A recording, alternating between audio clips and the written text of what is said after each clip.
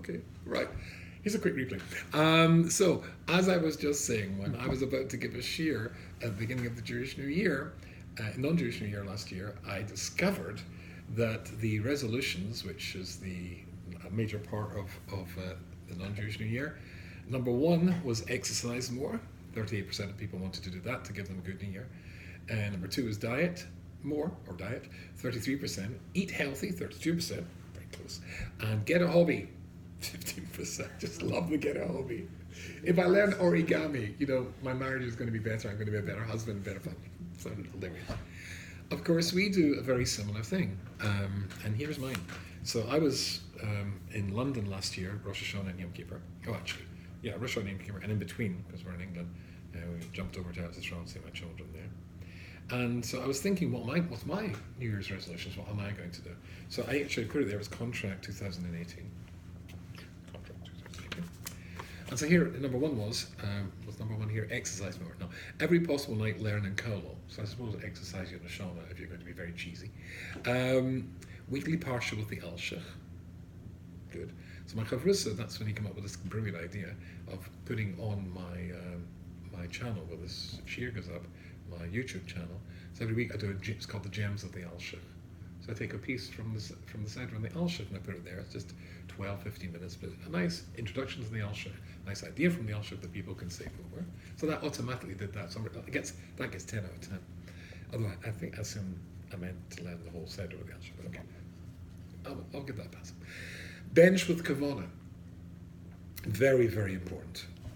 All the brachas come from really saying, if you really mean what you say, just even the first paragraph.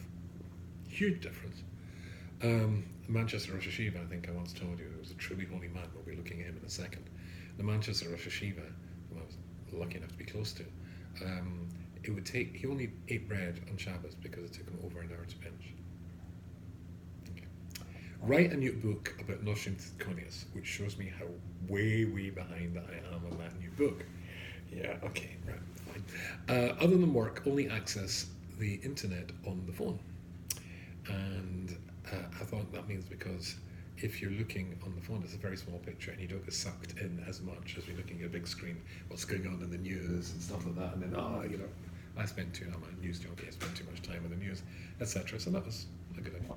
Guard your eyes, particularly in today's world.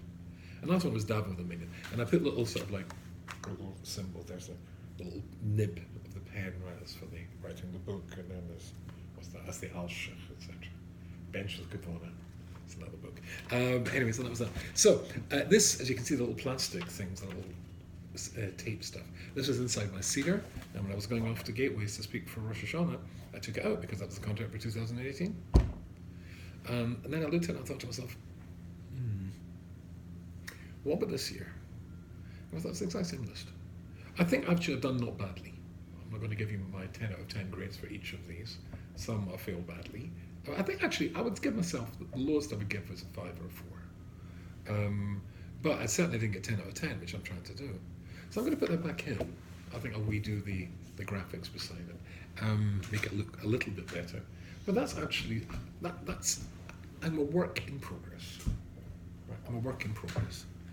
And sometimes you open your machzor, as I mentioned before, and I've certainly done this, because some people, when it comes to Yom Kippur, then they have a list of things they have to really say sorry for. There's all the al-chets, there's the standard ones that apply to everybody, but there's your own personal signature in your failures when you've let yourself down and you feel it and it hurts you.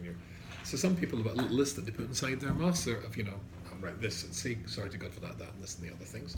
And one year I put it in, and another one fell out. And when the other one fell out, I picked them up and I contrasted and compared, and they were, of course, embarrassingly, hello, how are you? Please rehydrate after the tinnitus.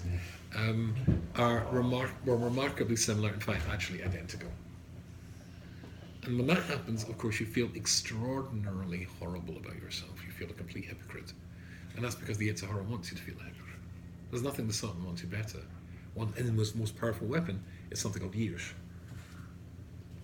And going back to the Manchester Rosh Hashiva, whom we mentioned before, who truly was a holy man, and so a word we don't use very much. here, he says, in Shari Tshuva, he wrote a commentary in Shari Tshuva, Rabbeinu Yonah's famous Shari Tshuva. If people, or many people, make huge mistakes and continually go and rebel against Hashem, to the extent where, as I said to you, the list that fell out of my master 1 year was identical to the past one. Then listen to this. Rabbeinu Baal Shuv L'Chazak Asana De Ein Mokam L'Yish. Here, Rabbeinu Yonah is coming to tell us and to remind us that there is no place in the heart or the mind of a Jew for yish, for despair. Despair is a toxic word. The afim over Odom Averis Kol Yomov. Even if it was the case that you were the sort of person, we'll visit one of them in a second, who spent their entire life doing Avera after Avera after Avera. And you did tshuva on your deathbed just before you died. Yeah, that works. So I mean, it's a real tshuva. HaKoyach HaGodol B'Yoser. HaKoyach HaGodol B'Yoser. The greatest weapon in the armory of the Yitzhara, Shal Yitzhara Hu Yish, is Yish, despair. Looking at yourself overcritically, Jews do this a lot. We beat ourselves up tremendously. Sorry, Jewish guilt, exactly so. Hu mefata is the Adam she'ein erech l'tshuva. It convinces you or strives to convince you that there is no value to your tshuva. Because you said that last year, Rubenstein. Look at the list that fell out your matzah last year. It's identical to the one this year. So therefore you're a complete big hypocrite. You've done so many averas that it's impossible for you to do tshuva. And therefore a person is going to fall into yish, despair, depression. He quotes the famous Rav Aaron Karlina. Listen to this. Even though that literally atzvus, depression, is not an avera. It does not say thou shalt not be selfish. But what depression is able to achieve within a person, no other single avera is going to come anywhere near being as destructive as this one is. That's why here Rabbeinu Yonah comes to say that there's no place for it. Is acquitted yish without space? Yes. Yeah, well, if you despair, then automatically the depression has a clear definition. Interesting, I heard popped into here Rabbi Tatz over Rosh Hashanah. He spoke after one of my shirim, and I popped into here, and he said interesting. And he's talking from a medical point of view. He says, but the normal thing when a person is depressed, very often, the worst possible thing is just say, snap out of it. I mean, that's just insane. And one of my dear friends, who was a rabbi of a shul in London for a while, when he was a young and inexperienced rabbi, he went to visit somebody who was extremely depressed. And he gave him an inspiring book, a motivational book. And he said, he'll come back tomorrow. He did come back tomorrow, because that was the Levaya. No way. Yeah. Don't say to somebody who's depressed. I would say someone as yish is in control. No, you're not in control. If you despair, then you're free fall. And when you can't control... Someone depressed is not... Sorry? Yeah, there's two. Well, okay, let's quit. I don't want to go down the depression story because there's I've got a whole share in that. But anyway, but basically, depression is there are two types. There's a chemical depression, but there's just not enough happy chemical serotonin in your brain. You are physically deficient, and thank God, I mean, they can replace serotonin artificially, medication. But there's another, and Rashi's got a definition of this in the Chumash, by the way. And Rashi's definition of depression is when a person comes, his language is when you're experiencing something in your life and your mind is not broad enough to deal with what you're going through, and there's no place in your heart for the pain that you're feeling. That was like the show last week. Yeah, did we mention last week? The Holocaust survivors, people that dealt with rape victims.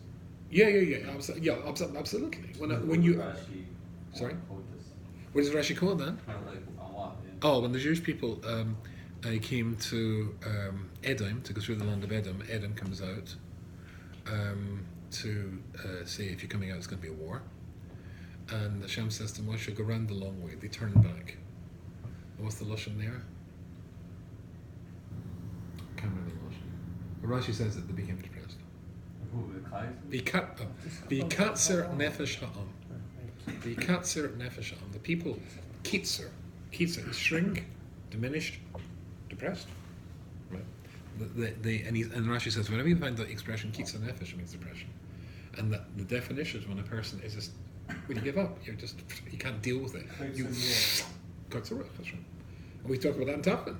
The full Tachlin, we say that. 100%. 100%. So he says there's no place for this. Because there's no way that you can come out. Rabbi Taz was saying what you normally do to somebody is say, tell them to be active, not just go jogging. Well, they do say that to do that as well, to actually physically, because that creates the serotonin. But also to embrace a project, and he said even better to get somebody else to embrace a project in which you achieve. Funnily enough, I just gave a copy of a book to the seminary I teach in, a couple of my books today. The first one I gave the girls a bracha at the beginning, you should have a life of bracha. The second one I said, which I normally write in the book, says you should have a life of achievement. Because if you feel you've achieved, you've become who you could become, you look back at who you were and who you are now, and you realise you've moved a long way in a positive direction. You've helped lots of other people. You've stood up to the plate. Then you feel good about yourself. But if you feel, I could have done more, I could have been more, I should have helped more, and you feel, a life achievement is very good. So he says one of the classic techniques is to say get the person who's depressed busy on a project which is going to feel good about himself, herself, and particularly if he's helping other people as well, which you remember last week, or was it the week before, we said that's one of the great solutions to the Rambam's rather daunting formula. If you didn't meet a Chillul Hashem, the only way out of it is tshuva, Yom Kippur, suffering, and then death. But Rabbeinu Yonah, again, disagrees, and he said that all you need to do is to make a Kiddush Hashem. And Rav Moshe Sternbuch added to that, and the greatest Kiddush Hashem you could make is making somebody else, helping somebody else make that same journey, come back, right, Teshuva. So whether you're as Kir Rechokim or Kir Krovim or touching another life in helping somebody get back on track, that's the greatest Kiddush Hashem. And he quotes the Gemara in Yuma, which says it's impossible for somebody, a Talmud of yours, to be in Shemaim, and you to be in Gehenna. It makes no sense. Hold on. Why is he in Shemaim? Because of Yankel Rabinowitz. Right? So why is Yankel Rabinowitz in Gehenna? He's only there because of him, so he has to be there. So, a person can sometimes despair and think, me. So that's why I wanted to read this to you. So listen very carefully. This is gewaldig. This is Rabbi Yerucham, the Mashgiach of Mir, one of my great heroes. And he's talking about the brachas. Well, the actual, if it's in page Shin Lamed Tes and Kelek Aleph of Das Rochel Musa, and then it's in Maimer Kuf Gimel, and it's Ish Asher Ki Brachosei Umizeh Heshlemosei. Very interesting. Listen to this again. Ish Asher Ki Brachosei, a person according to his birchosei, his bracha. Come to that in a second. Umizeh Heshlemosei. That is his perfection. What does that mean? So he quotes the famous story that in Bereshis Mem Tes Kaf Ches. So Yaakov Avinu is on his deathbed, and his children are gathered. Sorry, Yosef comes with his two sons, and then eventually the children as well, all the Shotim to get their blessing. And everybody remembers Ephraim and Manasseh. Yaakov puts his hand on the wrong head in Yosef's estimation, and he says, "No, father, this is the Bechor." He says, "I know, but this, the Lashon is, but this is his bracha." Rabbi Yerucham says that means that a bracha, the word bracha itself actually means, as Rosh Santa points out, to increase. Yesh mi'ayin is something that only Hashem Yisborah can do. What a bracha does when you go to a tzaddik is to find or to take or to identify the potential within each and every one of us and to allow that to increase. That means that the bracha for Ephraim, because Ephraim is not Manasseh, Manasseh is not Ephraim, there's no such thing as an identical twin. There's never been an identical person to another person in the planet. So therefore he's saying, this is Ephraim's bracha, and this is Manasseh's bracha. I can't change that. I can make what's there bigger, but I can't give me, because what you are, who you are, he says that is the entirety of your life. Again, another title makes sense. Ish asher ki brachosei, umizeh shalem heshem. That is your perfection. So he says a brilliant example of this. It's a Gemara in Brachos in Daf. And the Gemara in Brachos says the following thing, that if a person, well, listen, I'll read it to you. Kol ha'gavei mochem letefilosei, somebody who's a member of the Inwood synagogue, obviously great taste, and he pays his synagogue membership. I don't know how much that is, but can you? It's $5. $600 a year. $600 a year. Okay, so you paid your $600 a year to have your place in shul. So when you go, you get this place and you feel. I know they put me in the front because I'm the oldest guy, so that's why I'm there. But I actually like a wall. It doesn't have to be in the front. I like a wall to daven at. So you feel comfortable. Right, it's my security blanket. Okay, Kol HaGavea Mokum L'Tefilose, says the Gemara. Anybody who's got that place, that $600 place, Elokei Avram Be'ezra, Hashem will help him. Because Shemeis, and when it's eventually time for him to pass away, Omram will say to him, Hi Chosid, that person is a Chosid. Hi Olive, humble man. Mitamidim Shal Avram Avinu Hoya. He was one of the Talmidim of Avram Avinu. Now that is a rather luxurious series of blessings and shvach, praise to get because you paid $600 a year.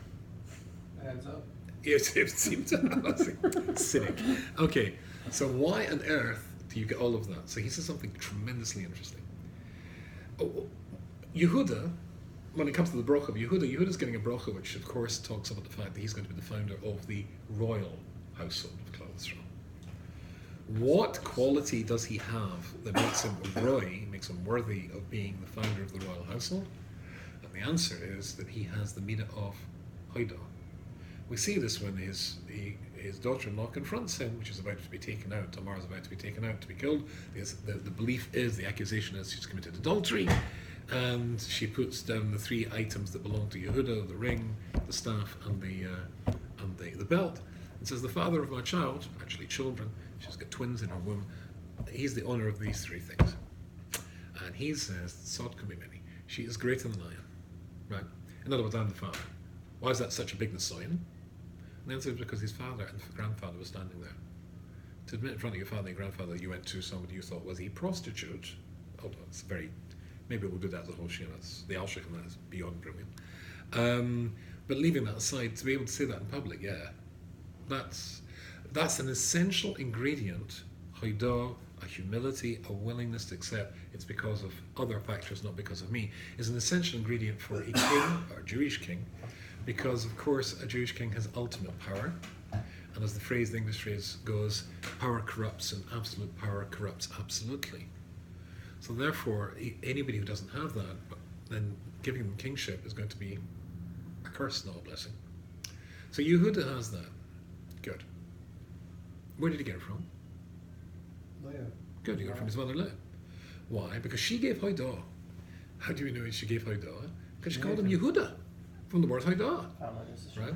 That's right. So basically, that's right. So there's 4 wives that Yaakov has. They're all prophetesses. And each and every single one knows that Yaakov, their husband, is fated to have 12 children. So logically, in all fairness, how many can you expect to be the mother of? 3. When she had her 4th son, she called him Yehuda. Hoidah. She gets Hoidah. So therefore, the greatness of Yehuda that makes him roy to be the king is because he managed to inherit midos, character traits from his mother. Yeah, but what did he do? Big deal. We all inherit character traits from our parents.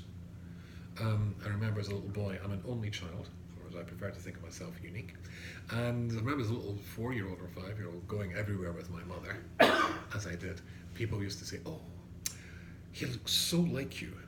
And I say, "My mother's a woman." I mean, it gets upsetting, but we get our looks from our parents, we get our temperaments from our parents, we get our intellect from our parents, we get our so much from our parents. If you're musical, probably your parents are musical. If you're artistic, probably your parents are artistic, etc., etc. So what did Yehuda do to make him worthy of being the king? He just inherited it. Says Rabbi Yerucham, nearly right actually. And he gives an example. He said, I usually give this following story. When I lived in Manchester, in fact, my whole life before I moved here, I used to get all my clothes, and even after I moved here for a while, from a famous department store chain called Marks and Spencer's. Have you ever heard of Marks and Spencer's? It's like our Macy's, right? But better. I don't know if Macy's was set up by a Jew, but Marks and Spencer's was. Anyway, but basically, I remember once my late wife and I, Sean, saying to me, "Your jacket," and I always wear the exact same thing, which is like coincidence I'm wearing tonight. So blue jacket, blue pants, Shabbos I sometimes go into black, but just to show I can be extremely adventurous if I want to. Anyway, so I'm wearing this jacket, and my wife looked at it. She said, "It looks a bit, sort of shiny and in need of replacing. So I said, fine. So I got into the car and I drove the 20 minutes from our home to Marks and Spencer's at Manchester City Centre, and I parked the car and I went in and I bought the exact same jacket, right? So I came home, came into the kitchen and said, what do you think? And she was making some food or something. Yeah, fine. Same as normal. Right. So I went back out into the hallway. There was a mirror there. I was looking at myself in the mirror, admiringly. And then suddenly I noticed my pants. Now, there was nothing wrong with the pants before I bought the jacket. But now, this brand new jacket, the pants look pretty, the Latin phrase is schwach. So I thought, I need some new pants. Back into the car, back into Marks and Spencer's, decided to buy a new pair of pants. 2. Is this a suit, the singles? Singles, yeah, but coordinated. Like these as well. Right, they're also good. So I've now got my new pants. And then I'm looking at myself in the mirror, new jacket, I'm like, pretty good. That shirt. I mean, can you possibly wear a shirt like that with this new jacket? Right, so then I decided to buy 6 or 7 shirts. And then, of course, ties. You can't pause that whole title, ridiculous. Ties. So I get some shoes while I'm here. Underwear. Yeah, you come out with, I mean, Marks and Spencer can get almost everything except CC's and the hat. That's about it. But the rest was fine, okay. That's what's going on here. He says, if a person fixes for himself a place for davening, he's saying making a very important statement of himself. His thing's tefillah. His thing is tefillah. He likes talking to his dad and Shemayim. That's a big thing for him. But if one day he goes to a shiur and somebody says in the shiur that when you pick up the phone and phone Shemayim, which you like to do for your $600 a month, if you're a Baal Gaiva, Hashem doesn't even pick up the phone.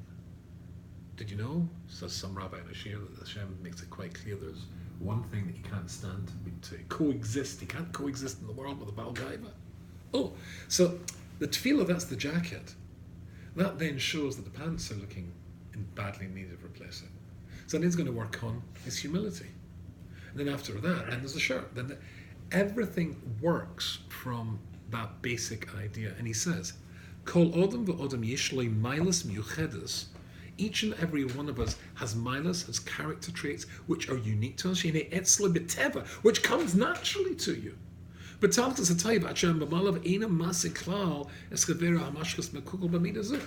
you can see that quite clearly because let's say you're a very peaceful, quiet, serene guy who just never loses your temper. If you see somebody who just loses it all the time, and in a show I used to daven in England, was a fellow there who was a Holocaust survivor, as you can understand, wonderful person, Talmud Chacham, Baal Tzedakah. But when he lost his temper, and he was completely bald, so his whole face turned into a traffic light at the stop, literally deep red, and people moved away because when you lost it, he really could. And he was in the Israeli army as well. I mean, this guy could readjust the shape of your nose. People backed off. But if you're seeing that means you just don't have that, maybe. But he might look at you after he's just written out a very nice check to our new synagogue or something like that, and see you struggling to put your hand in your back pocket and say, "Oh, that guy. I was thinking money. That's 10%. What's wrong with him?" Just means he doesn't have that Nisayan. He has another Mila, and a Kasar, we all have that. Each and every one of us has something that is special. So listen to this. Still with Rabbi Yerucham. Rabbi Yerucham says, when Yaakov Avinu goes to confront his brother Esav, this is the first Maimon, Das Lachon Musa, he is terrified. And the Apostle famously says, and he quotes as the Medrash says, that when he comes to the Yarden River, he lifts up a stick, and it splits. Because he says, in Makali, with my makal, I cross this river. But it's the same sort of thing as Moshe Rabbeinu at the Yam Suf. Lifts up a stick. Well, actually, he dropped it, but he lifts up a stick certainly. And the Jewish people goes, he went through the river. So he can do miracles. So what's he worried about? You're going to confront Esav? What are you so worried about? So he says, interestingly, if you look at the print here, the old way of doing it, if you wanted to emphasize something in this sefer, the double space, the letters, which makes it. Of course, we just make it bold these days, or underline it. But called Inin Teva, he bold. Sorry? Typewriters don't have a bold function. Yeah, that's right. Yeah, exactly. So yeah. But called Inin Teva, he halisatachana haruchnis shahut, or the called nivra b'shasi tzirasi. The nature of something is the parameters Hashem is set within it at the beginning of its creation. So water is going to boil at 100 degrees and freeze at 0 degrees at sea level anyway. And it never changes at sea level. Ve'im kein koichas ha'odem shebechinas haruchnis hina b'madrega yosa gavoya mikol nivra. But the pinnacle of creation was a human being. And he's been set and given a nature. The nature of a human being that makes us unique is that we have bechira. In a sense, we are Bershus Atzmina. We are independent of God.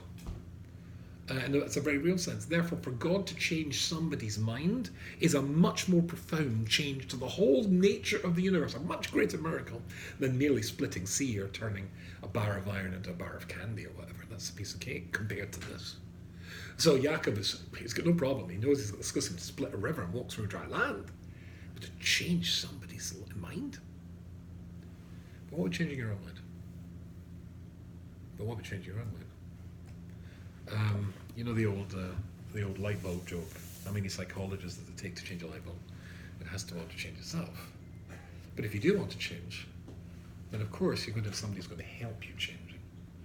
And the fact that this is the list that I put in my CEDAR, my contract for 2018, and I'm about to change it to 2018, does that mean I've failed? Because I'm going to keep at it? Because what's inside my CEDAR from last Rosh Hashanah is what's going back in this year? I feel I've got maybe 5 out of 10 in some of them, maybe 6 out of 10 in the others, but I want to get 10 out of 10. Am I now a failure because I'm putting the same list back in my CEDAR for next year, and I'm going to change it from contract 2019? No. Quite the opposite. It means I'm succeeding. Just because you failed doesn't make you a failure. Just because you failed doesn't make you a failure. You're only a failure if you give up, as the Rosh Hashiva said. If you let the Yitzhak persuade you that you're hopeless, you're useless, you're a hypocrite. Not at all. I'm on a journey. It doesn't happen just like that. It might take 10 years, it might take 3 years. It might take 70 years, 80 years, 120 years. That's why he gives you all these years in order to change, as long as you're going. Yeah. Jews are all about changing. Jews are all about changing. Rabbi Dessa, I only really teach 2 things, I say. One of them is Asa L'chorav, and the other thing is the fact that Rabbi Dessa says that the Hebrew word for evil is Ra, Resh Ayin, and the opposite of Ra is? Good. So everybody says Tov, good, but Rabbi Dessa says Er. Resh Ayin is Ra is Resh Ayin, Ayin Resh is the opposite. Er means Hesiris, a catalyst to change, awakening up. And everybody knows that because I'll say, when you do tshuva, then the thing that you did wrong, the Avera you did wrong, not only is it wiped clean, it becomes a mitzvah. Why? Because the Avera became the catalyst for you to change. You were revolted by it, you regretted it, and therefore you went the opposite direction. So it's not just a neutral thing, it's actually the fuel in the rocket that sent you heavenward. So therefore it's a good thing. It's therefore it becomes a mitzvah. So Rabbi Dessa says the opposite of Ra is Er, and he gives 4 examples. He says, well, everybody knows that alcoholics produce alcoholic children. Child abusers were abused. Drug addicts produce drug addicts. So on and so forth. It doesn't have to be that way. The opposite of Ra is Er. And he gives 4 examples. He says that Avram Avinu had a father called Terach. And strangely, in the Haggadah, it says, if you remember back to Pesach, Haggadah, it says, at the beginning, of the Avodah Zarah, our forefathers worshipped Avodah Zarah. Now, why do we go back to our forefather, Terach? Because he's not our forefather. We start, our launch site is Avram Avinu. So why do we go back to Terach? Yeah, his father was a big idolater who, had a factory producing idols for the empire of Nimrod. But that's not us. Why go back to him? Or he says that you got the Jewish people, and Hashem is preparing them to accept the Torah. Apparently it's a 210-year preparation, not just 7 weeks. Where would you put them for this preparation? Well, if I wanted somebody to be able to be a surgeon or work as a doctor, I'd put them in a very nice medical school and let them study medicine. But instead, we are put in Mitzrayim, a bloody exile, with Pharaoh shechting 1,000 or 2,000 Jewish babies every morning to bathe in their blood, and in the evenings, and we're robbed of our Yiddishkeit, etc., and enslaved and humiliated, etc., etc. Seems strange. Why not send us to Lakewood? Sorry? And Mentashaitim, absolutely. Or he says Moshe Rabbeinu, the greatest Jew who ever lived, who came closest to Hashem than anybody we could conceive of, And yet, Moshe Rabbeinu, where did he have his upbringing? Did he go to BMG? Did he go to Samar Cheder somewhere? No, he was bounced in the knee of a man who considered himself to be a god. And the Mashiach comes from a woman called Rus. And Rus comes from a nation called Moab, and the Chazal call Moab the Ummah HaBazuya, the most disgusting of all the nations. They started from incest and boasted about it. Moab, Lot and his daughters, from my father. No busha, no shame. So if Hashem is looking for a woman to carry the seed of the Mashiach in her womb, couldn't he have found a nice Jewish girl from Borough Park? Or Inwood? Did he have to go all the way? It doesn't make any sense. Rabbi says, yes it does, because the opposite of Ra is air. It's because Avram Avinu had a father called Terach that he chose to be awakened and go and reject that and go in the opposite direction. It's because Klal Yisrael saw the vileness of Egyptian society that chose to reject it and walked to a mountain after 7 weeks called Sinai. It's because Moshe Rabbeinu was bounced in the leg of a man who considered himself to be a god that he would come face to face and seek out the real God. And it's because Rus was the product and had her upbringing in Moab that she became the paradigm of female sexual modesty. And you remember when she bends down to pick up the pieces of corn and wheat and barley that are being dropped by the harvesters, how does she bend down? So instead of bending from the waist, which would be the normal thing to do, which can cause the skirt, the hem, to move up, which would reveal legs, or more leg, she literally she bends down, she sits on her heels, and so her skirts fall about her legs. Where did she get that from? She came from Moab. Because she came from Moab. So the opposite of Ra can be air. But if you think about all the people that we talked about, and then every person we talk about, the interesting thing is Avram Avinu was Avram and became Avraham. Right? Rus was whoever Rus was. I don't actually know her original name. Rus was the name she was given, remember? So what was her real name before? Not sure. What was Nomi's real name? Remember, Rashi says everybody called her Nomi. Everybody called her Nomi, but what was her real name before? Etc., etc. And so often people started off with it, like Yisro. 7 names he had, 7 transitions. Yeah, they all had incredible transitions in their lives. And the names sort of suggest that, but every great Jew did that. Judaism is all about changing and growing. Oh, you could have said, I'm called Avram, my father was an idolater, I could have done nothing. No, the whole who we are is, no, I can change. I don't listen to the word to say you can't change. Just because I've failed doesn't make me a failure.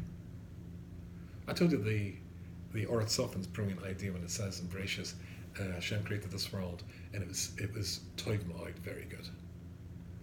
Now the implication of if your wife made you a meal tonight, and it was really good, and you could say to her, "Wow, honey, that's what I call a meal. That's a really good meal." Of course, you're all married, so you will know. You just made a massive mistake, didn't you? This is because you're male, and you thought you were giving your wife a compliment. But she heard an insult, did she not? What was wrong with last night's meal? And young men in particular make this mistake. Hey, they say to their wife, oh, that's a really good meal. Yeah, and of course, if her mother's there's a good chance you'll be wearing the meal as your yarmulke. So, if Hashem in Bereshit says that this world is Toiv Ma'od, it implies, well, what does it imply?